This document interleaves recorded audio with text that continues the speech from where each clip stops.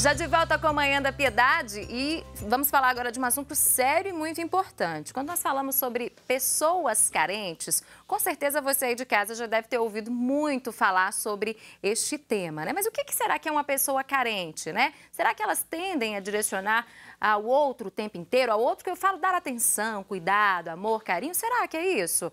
Pois é, mas elas criam, na verdade, também expectativas de que receberão tudo que doaram de volta. Já aconteceu isso com você? Pois é, aí você fica dependendo do afeto do outro, né?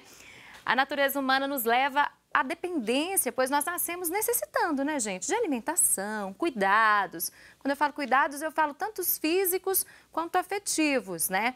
E aí as experiências ao longo do nosso caminho vão definindo, né, se teremos ou não a nossa independência afetiva forte, isso, né? Para falar sobre isso, eu estou recebendo hoje aqui no programa a psicanalista Isa Gontijo Moreira. Bom dia, Isa, bem-vinda. Bom dia, obrigada. Então, Isa, eu falei, achei forte, independência afetiva, é isso mesmo? A gente busca esse caminho, ter essa independência afetiva? Então, achei muito importante essa parte que você disse na introdução. Talvez isso seja o ponto principal, né? Assim, que em maior ou menor grau, todos nós somos carentes, né? Todos nós temos um grau de carência. Sim, todos nós temos uma carência desse outro, porque, né, como você já começou a dizer ali, né, alguns animais, eles nascem com uma programação dada pelo instinto, né, assim. Eles nascem sabendo o que fazer para se alimentar, o que fazer para se comunicar com o outro, o que fazer para andar.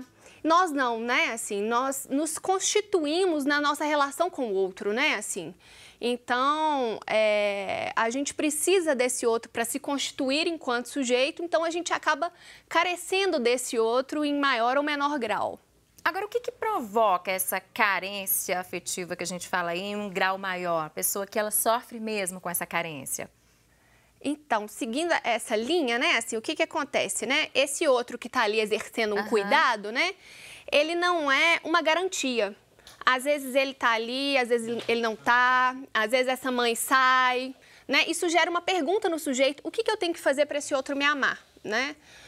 O que esse outro quer de mim para esse outro me amar, né? Então, algumas pessoas, elas têm muita dificuldade com essa pergunta, né? Para algumas pessoas, essa pergunta, ela é um sofrimento muito grande, né? Assim, elas não conseguem se desvencilhar dessa pergunta. Talvez essas sejam as pessoas que têm essa carência de uma forma exacerbada no sofrimento, né? E aí, tem aquelas pessoas que ficam tentando agradar o tempo todo a outra pessoa, fazer com que a outra pessoa fique feliz, fique alegre, né? Pode-se falar, então, que essa pessoa talvez esteja com uma certa carência ali? Ela quer agradar para receber alguma coisa de volta ou para ter aquela amizade, aquele carinho da outra pessoa? É por aí, Isa? Isso pode ser uma resposta, né, para essa pergunta, né? O que o outro quer de mim? Acho que algumas pessoas, elas respondem a essa pergunta dessa forma, né? O outro quer que eu viva para ele, o outro quer que eu viva em função dele, o outro quer que eu faça de tudo para agradá-lo, né? Isso é uma resposta possível, né? Assim, que as pessoas arranjam para essa pergunta que é angustiante, né? Pois é, e aí? Como responder essa pergunta, então, tão angustiante? Tem uma mágica? Acontece que é uma resposta sempre individual, né? Assim, às vezes o pai ou a mãe ou quem está exercendo esse cuidado, ele oferece muito carinho e isso é uma angústia para a criança, né? Assim, Sufoca. Isso sufoca. Às vezes é pouco e isso também é algo lido de uma forma negativa, né? Assim, então tem uma resposta que o sujeito constrói diante desse outro que é muito individual, né? Assim, e aí talvez, né, a pessoa que sofre com isso, ela tem que se perguntar, né? Como é que eu respondi essa pergunta, né? Será que não tem outra forma de responder? Agora, esses sinais de que às vezes a pessoa sofre com a carência em um grau mais elevado, eles já podem aparecer na infância, Isa? Sim, né? Como eu estou dizendo, né? Cada criança, ela vai dar uma resposta muito individual a isso, né? Então, às vezes, por exemplo, né? Quando a criança, ela entra no período escolar, né? A criança vai para a escola. É natural que a criança chore, né? Ela está se sentindo separada desse outro, né? É um ambiente novo também. Sim, né? Mas algumas crianças, elas choram 6 meses, né? Algumas crianças, elas não suportam estar separadas, né? Daquela pessoa que exerce o cuidado. Nesses casos, eu acho que é preciso uma atenção maior, né? Quando a coisa ela se coloca como um sofrimento. Uhum. Quais são os principais sintomas, assim, que os pais ou as pessoas que estão próximas devem ficar atentas que aquela carência ali já tá passando dos limites? Acho que é isso, né? Quando a pessoa tem algo que se coloca na ordem do insuportável para aquela criança, né? É isso, né? A criança ela vai chorar quando ela é separada dos pais, ela vai chorar. Mas para algumas crianças isso é insuportável. Né? No caso de adulto, solidão, não consegue ficar sozinho, sei lá, é por aí também? Pode ser um sintoma? Sim, né? Eu acho que é entender que nós somos constituídos nessa relação com o outro, né? Assim, mas em alguma medida essa relação ela pede uma separação, né? Quando essa separação não é possível se separar desse outro, eu acho que esse é um caso que merece ser trabalhado, né? Trabalhar a autoestima da pessoa é uma forma também de sustentar isso aí, de prevenir? Não sei se pode falar em prevenção, mas assim, de não ter esse problema com um grau mais alto aí de carência, Isa? Sim, né? Às vezes é por aí, né? Às vezes, por a pessoa se enxergar num lugar não amado, é que ela direciona essa demanda de amor tão grande ao outro, né? Então, essa pode ser uma resposta possível, assim, né? Que esse sujeito encontrou para esse conflito, né? Desse outro que ora me ama, ora não ama, ora tá aqui, ora não tá aqui, né? E a pessoa fica dependendo, então, muito do que o outro tem para oferecer, não é isso? Então, aí é tentar ela mesmo se amar. Sim, eu né? acho Fazer que... tudo por si só. Eu acho Não que a se isolar, pessoa né? perguntar, né, assim, por que isso é um sofrimento para mim, né? Talvez tenha algo, né, assim, de colocar um porquê, né, assim, nessa pergunta. Por que que eu me sinto tão mal quando eu tenho que me virar sem o outro, né, assim? Acho que a colocação dessa pergunta é muito importante, né? Um psicólogo, uma pessoa especialista para orientar, para ajudar a pessoa, talvez, né, responder essas perguntas, encontrar um caminho ali que leve, né, ela a se sentir melhor, é o ideal também, né? Sim, eu acho que é por aí, né? Como essa resposta, ela é sempre individual, né? Assim, num tratamento, né? Seja ele analítico, numa terapia, né? A pessoa, ela vai conseguir cotejar os elementos da história dela que fizeram ela se comportar daquela forma, né? Assim, por que que, para mim, ser sozinha ou estar sozinha é um problema tão grande, né? Essa resposta ela é sempre do 1 a 1, né? Então, um trabalho de análise, de terapia, pode ajudar a pessoa a entender por que que para ela isso é tão difícil. Agora, essas pessoas que têm, né, muitos problemas com carência, elas têm muita cobrança, cobram delas, do outro, criam muita expectativa também do que o outro vai fazer? Tem isso, Isa? Sim, né? Isso também pode ser uma forma, né? Assim, como a gente nunca tem garantia de que o outro vai nos amar, de que o outro vai nos aprovar, né? Assim, às vezes a solução que a pessoa arruma, né? Assim, para esse conflito de não ter essa garantia é estar sempre tentando controlar a si mesma e ao outro, né? Assim, vou tentar manejar todas as variáveis aqui para eu ter certeza que esse outro vai me amar. Isso né? É impossível, né? É impossível, Ficar uma tarefa controlando. É uma tarefa muito angustiante e impossível em última instância, né? Agora, se a pessoa não cuidar direitinho disso aí, ela não perceber e for deixando o tempo passar e ela vai vivendo essa situação, o que pode ocasionar na vida dessa pessoa? Quais são as consequências se ela não cuidar dessa carência aí, hein, Isa?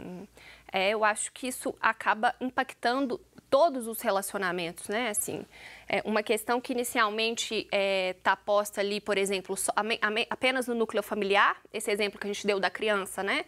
Às vezes ela tem uma relação difícil nesse aspecto da separação com os pais.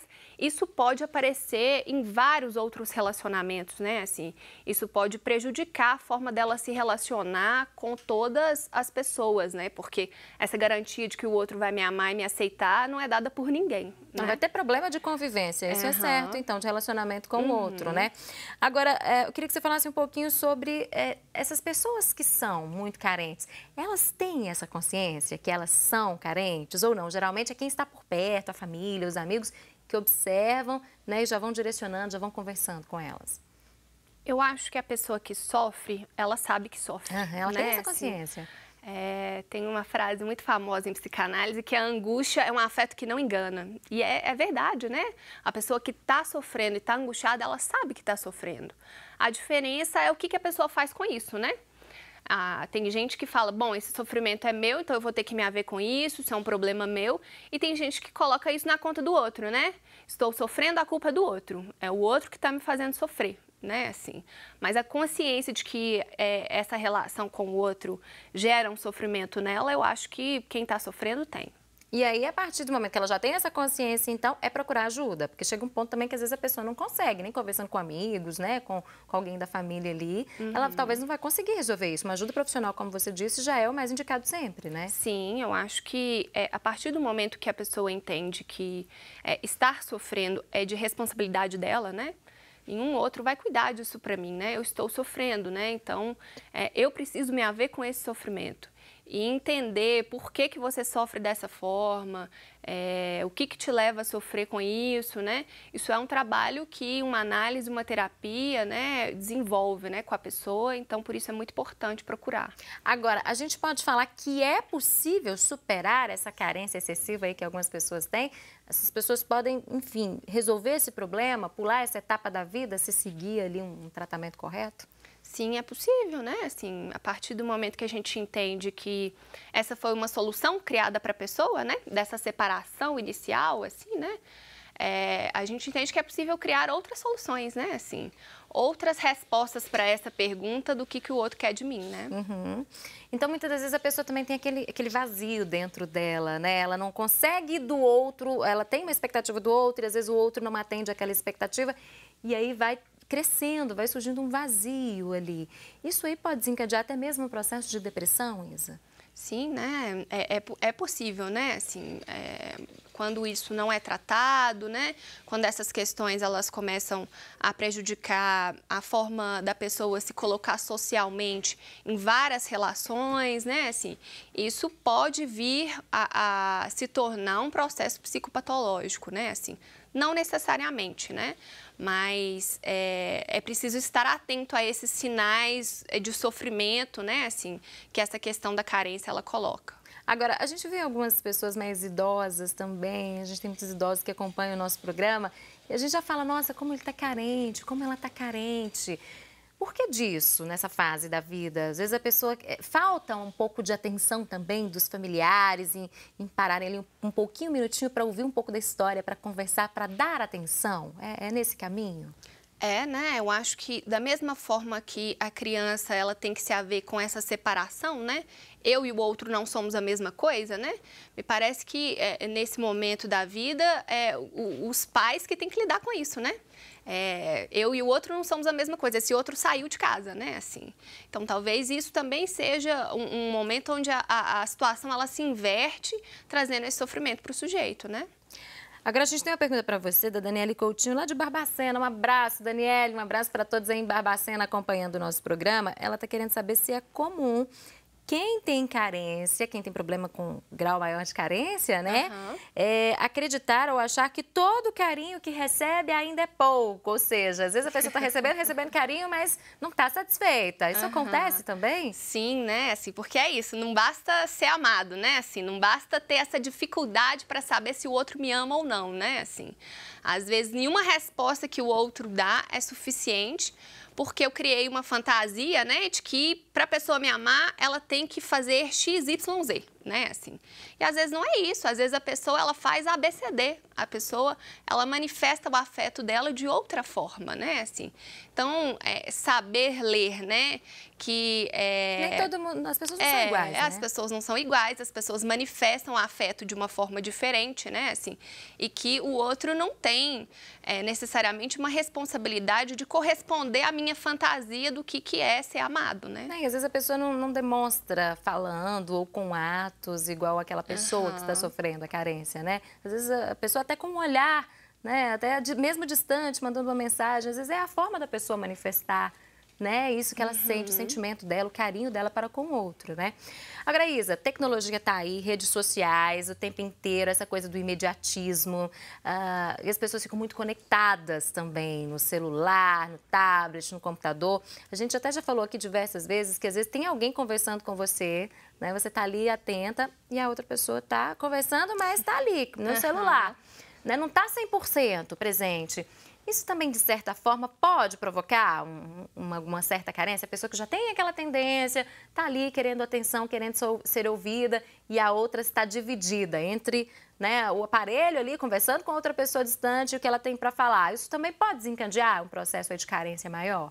Sim, né? Eu acho que essa coisa, né, da divisão talvez seja o ponto mais interessante disso, né? Assim, porque nós somos divididos, né? Assim, nós gostamos da nossa família, mas nós gostamos de trabalhar, nós gostamos... Tem hora pra tudo, né? Nós gostamos de estar com os amigos, mas nós gostamos de estar com o parceiro amoroso também, né? Assim, então, entender que nem sempre, porque a pessoa ela tá dividida, essa pessoa não te ama ou ela não te quer, talvez seja o ponto mais importante, né? É isso, às vezes a pessoa, ela tá dando uma atenção ao celular, mas isso não quer dizer que ela não te ama. Às vezes ela tá num processo muito complicado dela com a tecnologia, mas não quer dizer necessariamente que ela não te ama por isso, né? É entender a logística, é entender a rotina das outras pessoas Sim. também. Entender um pouco do outro, porque cada pessoa tem uma rotina também. Sim. Entender e, a partir disso, também fazer uma análise do que você está oferecendo, né, como que está sendo o seu comportamento no dia a dia. Isso tudo tem a ver, então.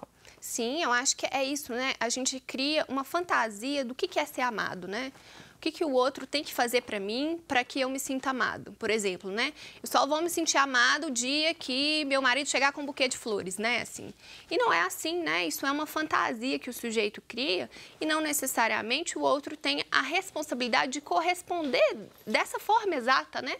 Às vezes o outro tem um outro jeito de responder a isso, né? Ele é um sujeito dividido, que gosta de outras coisas, que faz outras coisas, né? Mas aí, por quê? Em que momento? É um momento de fragilidade? É um momento de alguma coisa que aconteceu na vida da pessoa, onde são criadas essas fantasias?